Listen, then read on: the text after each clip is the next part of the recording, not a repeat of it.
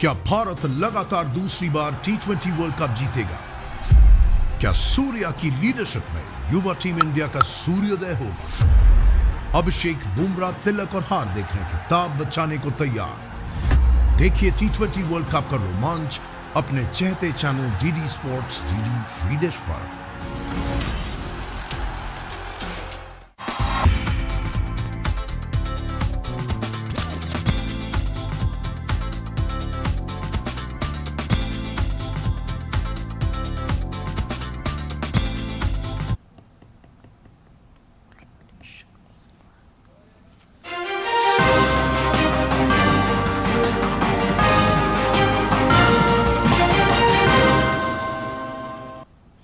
आदाब नाजरीन, खबरनामे में आपका इस्तकबाल है। मैं हूं रेशमा आपके साथ। आइए नजर डाल लेते हैं बुलेटिन से पहले इस वक्त की हेडलाइंस पर।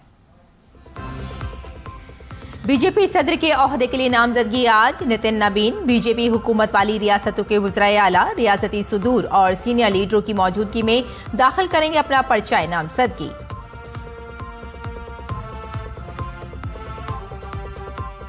ऑल इंडिया प्रिजाइडिंग ऑफिसर्स की 86वीं कॉन्फ्रेंस आज लखनऊ में हो रही है शुरू। मुल्क भर के कानून साज असेंबलियों के स्पीकर और कानून साज काउंसिलों के चेयरमैन करेंगे शिरकत।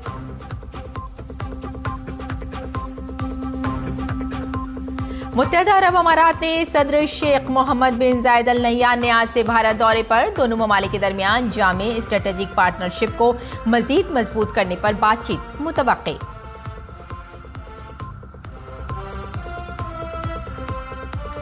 वर्ल्ड इकोनॉमिक फोरम की 56वीं सालाना कॉन्फ्रेंस आज से स्विट्जरलैंड के देवोस में हो गई शुरू। कई मरकजी वुज़रा और हुकूमती वफूद के साथ साथ मुख्तलिफ कंपनियों के सीईओज करेंगे हिंदुस्तान की नुमाइंदगी।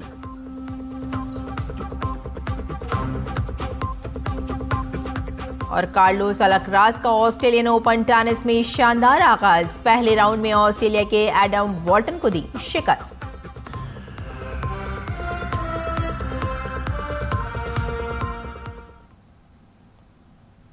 और आइए अब खबरों पर डालते हैं तफसील से नजर।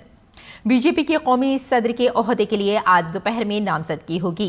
बीजेपी के उबूरी सदर नितिन नबीन बीजेपी के कौमी सदर के ओहदे के लिए पर्चा नामजदगी दाखिल करेंगे।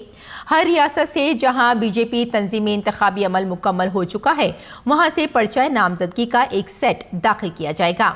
नितिन नबीन की सदारती नामजदगी की तजवीज़ पेश करने वालों में पार्टी के आला रहनुमा शामिल होंगे। काबिल जिक्र है कि मुख्तलिफ रियासतों से इस अमल के लिए तजवीज़ पेश करने वालों के मुतादिद सेट पेश किए जाएंगे। काबिल जिक्र है कि 16 जनवरी को बीजेपी ने कौमी सदर के ओहदे के लिए इलेक्टोरल कॉलेज के अराकीन की फहरिस्त जारी की, जिसमें इन रियासतों से पार्टी के कौमी कौंसिल के अराकीन के नाम शामिल हैं, जहां तंजीमी इंतखाबात मुकम्मल हो चुके हैं। इलेक्टोरल कॉलेज लिस्ट में 5700 से ज्यादा नाम शामिल हैं। मौजूदा उबूरी सदर नितिन नबीन का बीजेपी सदर के ओहदे के लिए नामजद होना है। कागजात नामजदगी दोपहर 2 बजे से 4 बजे के दरमियान दाखिल किए जा सकते हैं। यह इंतखाबी अमल नई दिल्ली में पार्टी के सदारती दफ्तर में होगा। और लखनऊ में उत्तर प्रदेश कानून साज असेंबली में आज से 86वें ऑल इंडिया प्रिजाइडिंग ऑफिसर्स की कॉन्फ्रेंस शुरू होने वाली है। लोकसभा के स्पीकर ओम बिरला इफ्तिताही इजलास से खिताब करेंगे। इस कॉन्फ्रेंस में मुल्क भर की कानून साज असेंबलियों के स्पीकर और कानून साज काउंसिलों के चेयरमैन शिरकत करेंगे। इस दौरान कानून साज इदारों के सेक्रेटरियों की 62वीं कॉन्फ्रेंस भी मुनक्किद की जाएगी, जिसकी सदारत उत्तर प्रदेश कानून साज असेंबली के स्पीकर सतीश महाना करेंगे। कॉन्फ्रेंस के दौरान प्रिजाइडिंग अफसरान, सेक्रेटरीज और सरकर्दा मंदूबीन कानून साजी से मुताल्लिक तरीक़ाकार, पार्लिमानी रिवायात, बेहतर हुक्मरानी और मौजूदा कानून साजी के उमूर पर तबादला ख्याल करेंगे। 3 रोज़ा कॉन्फ्रेंस के दौरान सरकर्दा शख्सियात, शफाफियत, मौसर और शहरियों के हुकूक पर मबनी कानून साजी के अमल के लिए टेक्नोलॉजी से फ़ायदा उठाने के मुख्तलिफ पहलुओं पर गौर ख़ौस करेंगे। नीज़ जमहूरी तर्ज हुक्मरानी को मजबूत बनाने के लिए कानून साजों की सलाहियत साजी और मुक़न्नना की अवामी के सामने जवाबदेही पर बातचीत होगी। मुत्तहदा अरब अमारात के सदर शेख मोहम्मद बिन जायद अल नहयान आज से भारत के सरकारी दौरे पर होंगे। वो वजीर आजम नरेंद्र मोदी की दावत पर भारत का दौरा कर रहे हैं। मुत्तहदा अरब अमारात की सदारत संभालने के बाद यह उनका भारत का तीसरा सरकारी दौरा है। मुत्तहदा अरब अमारात के सदर का ये दौरा भारत और मुत्तहदा अरब अमारात के दरमियान जामे स्ट्रेटेजिक शराकतदारी के लिए नई सरहदें तय करेगा। इस दौरे से बाहमी दिलचस्पी के इलाकाई और आलमी उमूर पर तबादला ख्याल को तक़वियत मिलेगी। काबिल जिक्र है कि भारत और मुत्तहदा अरब अमारात एक दूसरे के आला तिजारती और सरमायाकारी के शराकतदारों में से हैं। दोनों ममालिक के दरमियान तवानाई की एक मजबूत शराकतदारी भी है, जिसमें तवील मुद्दती तवानाई की फरहमी से मुताल्लिक इंतजामात भी शामिल हैं। मुत्तहदा अरब अमारात के सदर के इस दौरे से भारत और UAE के दरमियान तिजारती और दिफाई ताल्लुकात मजीद मजबूत होंगे। वर्ल्ड इकोनॉमिक फोरम का 56वां सालाना इजलास आज स्विट्जरलैंड के शहर दावोस में शुरू हो रहा है। इस 5 रोज़ा कॉन्फ्रेंस में 130 ममालिक के 3000 से ज़ायद मंदूबीन और 64 ममालिक के सरबराह शिरकत करेंगे। इजलास के लिए सिक्योरिटी के सख्त इंतजामात किए गए हैं। कॉन्फ्रेंस में AI दुनिया को कैसे बदल रहा है जैसे मौज़ूआत पर बात की जाएगी। हिंदुस्तान के 100 से ज़ायद CEO और सरकारी वफूद शिरकत कर रहे हैं। मरकजी वुज़रा प्रहलाद जोशी और के राम मोहन नायडू कॉन्फ्रेंस में शिरकत के लिए वहां पहुंच चुके हैं। महाराष्ट्र, आंध्र प्रदेश, मध्य प्रदेश, आसाम और झारखंड के वुज़राए आला भी सरमायाकारों को अपनी अपनी रियासतों में कारोबारी मौक़े से आगाह करेंगे। कर्नाटक, उत्तर प्रदेश, केरला और तेलंगाना की हुकूमतों के पवेलियन भी कॉन्फ्रेंस के मुकाम पर लगाए गए हैं। और महाराष्ट्र के वजीर आला Devendra Fadnavis world economic forum WEF 2026 के सालाना इजलास में शिरकत के लिए स्विट्जरलैंड के शहर दावोस पहुंचे हैं। वहां उन्होंने मरकजी वुज़रा प्रहलाद जोशी और राम मोहन नायडू से मुलाकात की। मरकजी वुज़रा ने उन्हें महाराष्ट्र के म्यूनिसिपल इंतखाबात में शानदार कामयाबी पर मुबारकबाद दी। एक सोशल मीडिया पोस्ट में देवेंद्र फडणवीस ने लिखा कि वो दुनिया के साथ ऐसे मामलात में शामिल होने के लिए पूरी तरह तैयार हैं जो महाराष्ट्र के मुस्तकबिल को संवारते।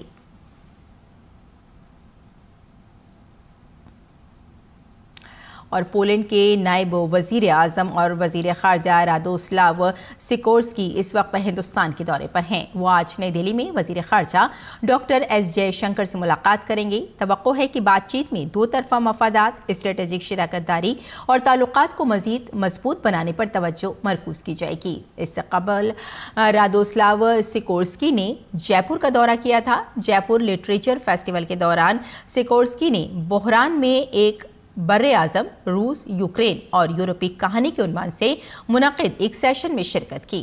पोलैंड वस्ती और मशरक़ी यूरोप में हिंदुस्तान का सबसे बड़ा तिजारती और सरमायाकारी पार्टनर है। और सोशल मीडिया पर मगरबी बंगाल में इंतखाबी फहरिस्तों की SIR पर एक तनाज़ा खड़ा हो गया है। एक पोस्ट में दावा किया गया है कि नेताजी सुभाष चंद्र बोस के पड़पोते चंद्र कुमार बोस को इलेक्शन कमीशन ने शहरियत साबित करने के लिए तलब किया है। ताहम इसका जवाब देते हुए मगरबी बंगाल के चीफ इलेक्टोरल ऑफिसर ने इसे गुमराह कौन करार दिया है। CEO ने वाज़ेह किया कि गिनती के फॉर्म में लिंक कॉलम वोटर ने खुद खाली छोड़ दिया था। इलेक्शन कमीशन के नोटिफिकेशन के मुताबिक इसी तरह के दूसरे वोटरों की तरह चंद्र कुमार बोस को भी समाअत के लिए तलब किया गया है।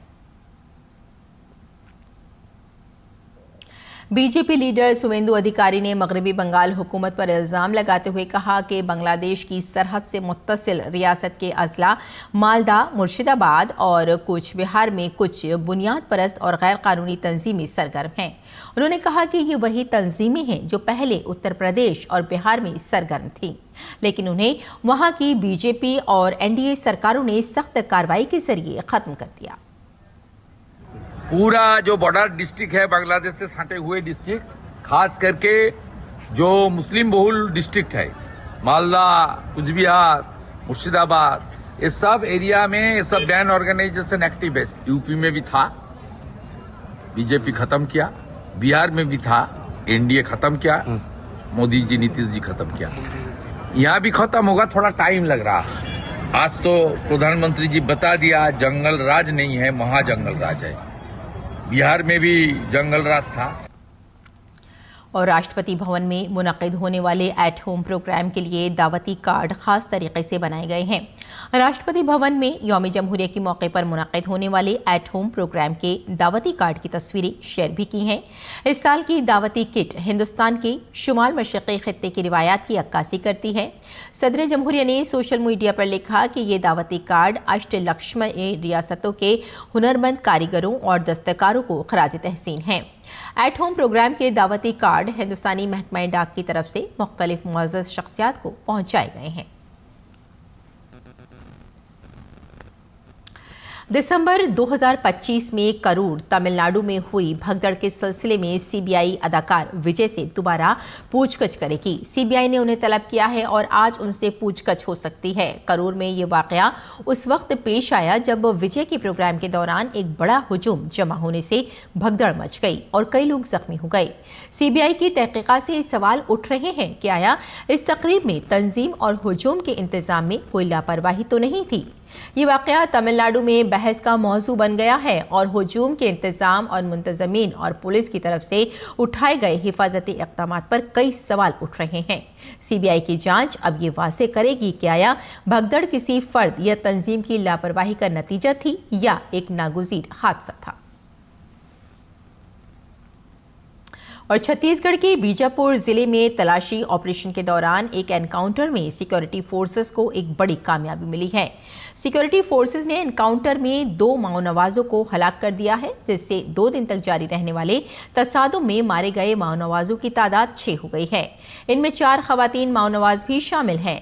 हलाक होने वाले माओनवाजों की शिनाख्त DVCM दिलीप बैडजा और माधवी कोसा, लिखी मटकाम और राधा मेटा के तौर पर की गई है। सिक्योरिटी फोर्सेस ने एनकाउंटर के बाद 2 AK-47 राइफलें, 1 इंसास राइफल और 2 303 राइफलें और 1 हैंडगन भी बरामद की है। नेशनल पार्क के इलाके में एरिया कमेटी DVCM दिलीप बैडजा और दीगर मुसल्लह माओनवाजों की मौजूदगी की इत्तला के बाद DRG कोबरा और SDF की तरफ से तलाशी मुहिम शुरू की गई, जो फिलहाल आसपास के इलाके में जारी है। वजीर दिफा राजनाथ सिंह ने नागपुर में solar defence and aerospace limited की मीडियम कैलिबर इम्यूनिशन फैसिलिटी का इफ्तिताह किया। तकरीब से खिताब करते हुए वजीर दिफा ने कहा कि इस फैसिलिटी में तैयार किए गए पेनाका मिसाइलों की बरामद शुरू हो चुकी है और कई दीगर ममालिक ने इनकी खरीदारी में दिलचस्पी जाहिर की है। इस तरह की कामयाबियां न सिर्फ हमारी दिफाई सनत की सलाहियतों को जाहिर करती हैं, बल्कि हिंदुस्तान की बरामदी सलाहियत को मजीद मजबूत करती हैं। और आज जब मैं इस परिसर में आया, आप लोगों से बात की और यहाँ आकर सारे काम को देखा, तो सचमुच मुझे भीतर से संतोष की भी अनुभूति हुई और साथ ही साथ प्रसन्नता भी हुई। और मुझे विश्वास है कि इस परिसर से निकला हर प्रोडक्ट इंडस्ट्रियल आउटपुट के साथ साथ राष्ट्र निर्माण की प्रक्रिया में भी एक मजबूत हिस्सा बनेगा। और जब ये महसूस होता है कि देश के लिए कुछ बन रहा है, देश के लिए कुछ हो रहा है, और यह सब देखने के बाद एक डिफेंस मिनिस्टर के रूप में मुझे लगता है कि हम सही दिशा में आगे बढ़ रहे हैं। और national disaster response force NDRF आज अपना यौमी तअसीस मना रहा है। बहरान और कुदरती आफात के वक्त हिंदुस्तान के फ्रंटलाइन जंगजू NDRF ने आज अपनी खिदमत के 20 साल मुकम्मल कर लिए हैं और मुल्क की सबसे काबिल एतमाद डिजास्टर रिस्पांस फोर्स के तौर पर मजबूत खड़ी है। देखिए हमारी ये रिपोर्ट।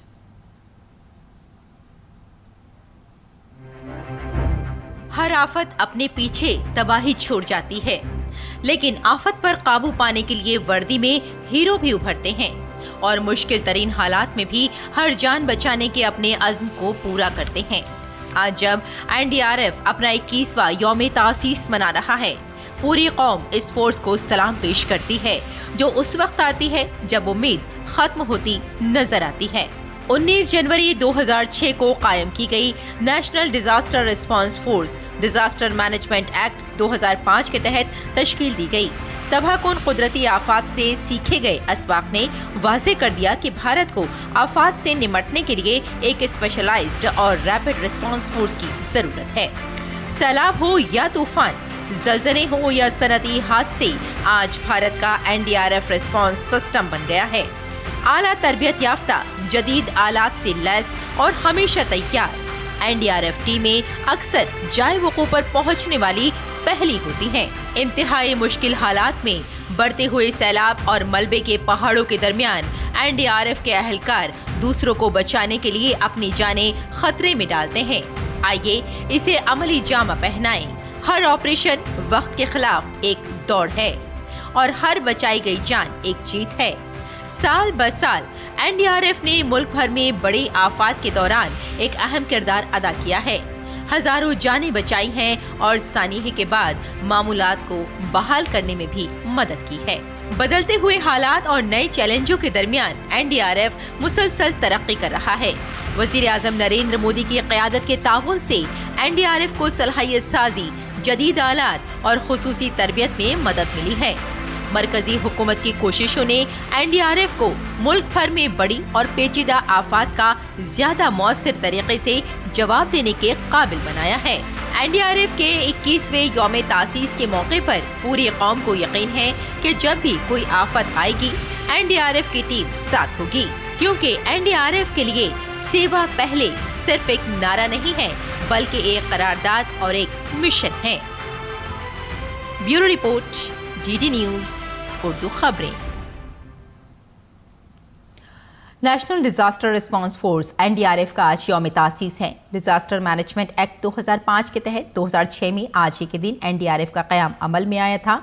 इस मौके पर मरकजी वजीर दाखिला अमित शाह ने ट्विटर पर पोस्ट किया और एनडीआरएफ के एहलकारों को उनके यौम तासीस पर दिली मुबारकबाद पेश की। उन्होंने लिखा, एनडीआरएफ के एहलकारों को उनके यौम तासीस पर दिल की गहराइयों से मुबारकबाद। एनडीआरएफ ने आफात से महफूज हिंदुस्तान की तामीर के मोदी हुकूमत के अज़्म को अमली जामा पहनाने में अहम किरदार अदा किया है और आज ये आफात के दौरान मुल्क के अवाम के एतमाद का एक सुतून बन गया है।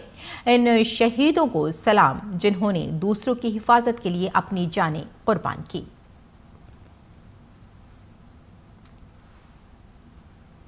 और मुल्क का पहला अमरूद फेस्टिवल राजस्थान के सवाई माधोपुर में मुनक़्क़िद किया गया। लोकसभा के स्पीकर ओम बिरला 2 रोज़ा प्रोग्राम के मेहमान खुसूसी थे, जबकि ज़राअत और बागबानी के वजीर डॉक्टर किरोड़ी लाल मीना ने इसकी सदारत की। अमरूद की आला अक़साम जिनमें ललित, इलाहाबाद, सफ़ेद और श्वेता और सस ललित शामिल हैं। मेहमानों को अपनी तरफ इन सभी ने राग़िब किया और इस मेले में अमरूद से बनी अशिया जिनमें जूस, चिप्स, कैंडी, फ्रूट बार, जेली, बर्फ़ी, लड्डू, शरबत, पल्प, आरटीएस, चटनी, अचार, पाउडर जैसे अमरूद से बनी अशिया की नुमाइश की जा रही है। इन्हें तैयार करने की तकनीक की तरबियत भी दी जा रही है। मेले में मुल्क भर से किसान, साइंसदान और माहिरीन शिरकत कर रहे हैं। अपने खिताब में वजीर ज़राअत डॉक्टर किरोड़ी लाल मीना ने कहा कि सवाई माधोपुर में अमरूद 11,000 हेक्टेयर पर उगाया जाता है। सिर्फ अमरूद सवाई माधोपुर के लिए 700 करोड़ रुपए का कारोबार करता है। अमरूद फेस्टिवल के दौरान लोकसभा के स्पीकर ओम बिरला ने कहा कि हिंदुस्तान तभी मजबूत होगा जब किसानों की आमदनी बढ़ेगी और सवाई माधोपुर के अमरूद को मुस्तकबिल में आलमी सतह पर पहचान मिलेगी। 67,000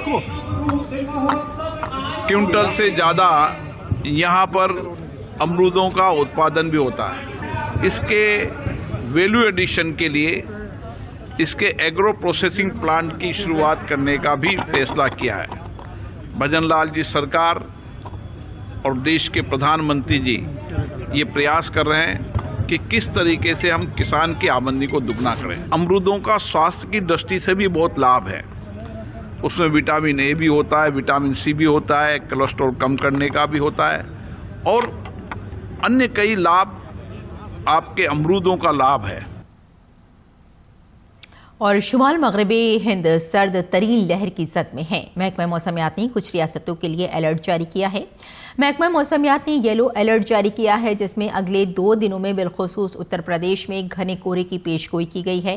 दरियासना पंजाब, हरियाणा, चंडीगढ़ और बिहार में आज सुबह घना कोहरा छाया हुआ है। मगरबी राजस्थान, ज़ैली हिमालयाई मगरबी बंगाल और सिक्किम में भी घना कोहरा छाया हुआ है। महकमा मौसमियात ने हिमाचल प्रदेश में भी सर्द तरीन लहर की पेशगोई की है। ओडिशा के कुछ इलाकों में सर्दी बढ़ने का इम्कान है।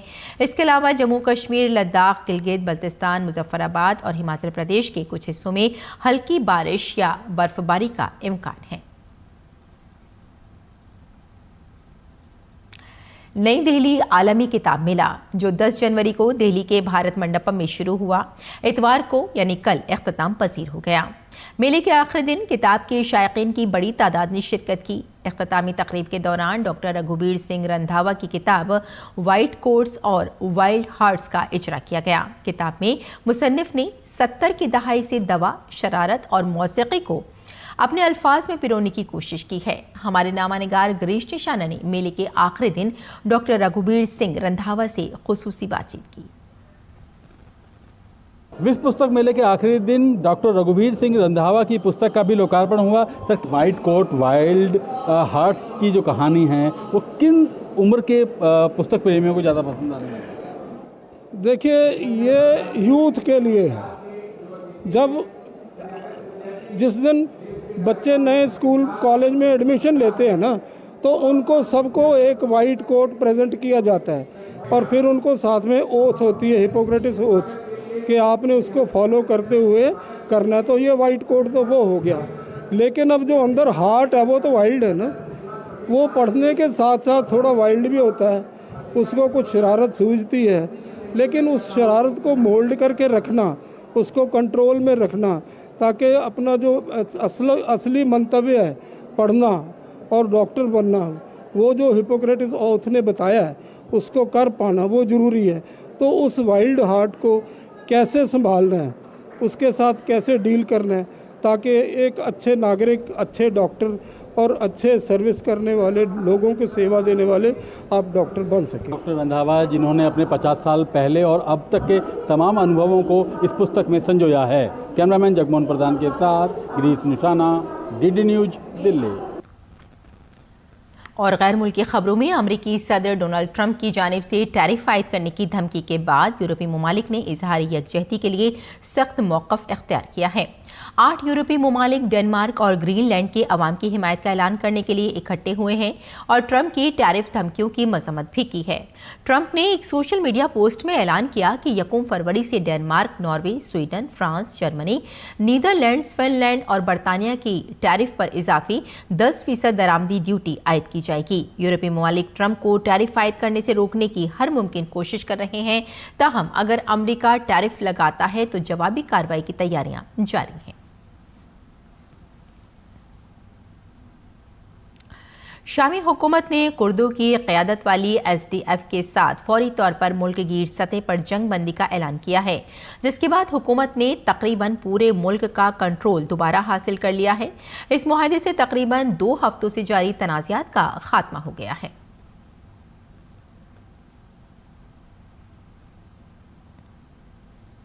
इतवार के रोज़ जनूबी स्पेन में एक ज़बरदस्त रेल हादसा पेश आया, जिसमें कम से कम 21 अफराद हलाक और मुतादिद ज़ख्मी हुए। हादसे में 2 तेज़ रफ्तार ट्रेनों को नुकसान पहुंचा। हादसा कर्तबा के करीब एडम्यूज़ के करीब पेश आया। स्पेन की रेल एजेंसी ने मैड्रिड और अंदलस के दरमियान तमाम ट्रेन सर्विस मुअत्तल कर दी हैं। हस्पानवी वज़ीर आज़म ने हादसे के बाद अपनी ताज़ियत का इजहार करते हुए सोशल मीडिया प्लेटफॉर्म पर एक पोस्ट किया और उसे लिखा कि गहरे दुख की रात के तौर पर इसको मैं बयान कर रहा हूं।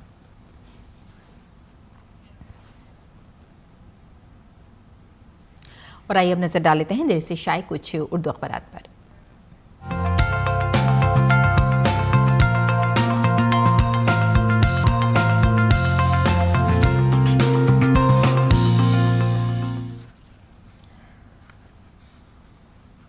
तो नाज़रीन, अखबारात के जायज़े में कुछ ख़ास खबरें। भारतीय रेल की रेल पटरियों की जदीदकारी और तहफ़्फ़ुज़ में तरक्की, मुसलसल सरमायाकारी और तवज्जो मरकूज़ करने के ज़रिए अपनी ट्रैक इंफ्रास्ट्रक्चर को मजबूत बनाने और हिफाजती मेयारात को बढ़ाने में अहम पेशरफ्त की जा रही है। और इसी के साथ आइए एक और ख़बर पर नाज़रीन नज़र डाल लेते हैं। अली ख़ामनेई के इक़्तिदार के ख़ात्मे का वक्त आ गया है, ट्रंप का ये बयान है, और ईरान में नई क़यादत भी तलाश की जाए, ऐसा ट्रंप का कहना है। और इसके साथ ही एक और ख़बर हम आप तक पहुंचा देते हैं। इस खबर को भी ज़्यादातर अखबारात ने अपने सफ़े अव्वल पर जगह दी है। UAE के सदर आज पहुंचेंगे हिंदुस्तान और मुख्तलिफ उमूर पर बातचीत और मुतादिद मुआहदों का इम्कान बताया जा रहा है। और एक और ख़बर आप तक पहुंचा देते हैं अखबार से। दुनिया की अजीम तहजीबों की तख्लीक इज्तिमाई किरदार साजी से ही मुमकिन है। मरकज़ी वज़ीर गजेंद्र सिंह शेखावत ने हरिद्वार में देव संस्कृत यूनिवर्सिटी के ज़ेर एहतमाम परचम कुशाई की तकरीब में शिरकत की और अपना ये बयान दिया।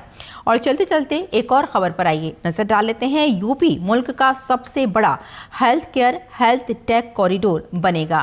ये कहना है योगी जी का, क्योंकि उत्तर प्रदेश के हेल्थ केयर मेडिकल रिसर्च और मेडिकल टेक्नोलॉजी का कौमी ही नहीं बल्कि आलमी मरकज़ बनाने का इरादा है। वज़ीर आला योगी आदित्यनाथ का ये बयान है। और आइए अब बुलेटिन की जानिब लौटते हैं। खेल की खबरों की अगर बात करें तो आलमी नंबर 1 टेनिस खिलाड़ी कार्लोस अलकराज ने ऑस्ट्रेलियन ओपन 2026 की अपनी मुहिम का शानदार आगाज करते हुए पहले राउंड में ऑस्ट्रेलिया के एडम वॉल्टन को 6-3, 7-6, 6-2 से शिकस्त दी।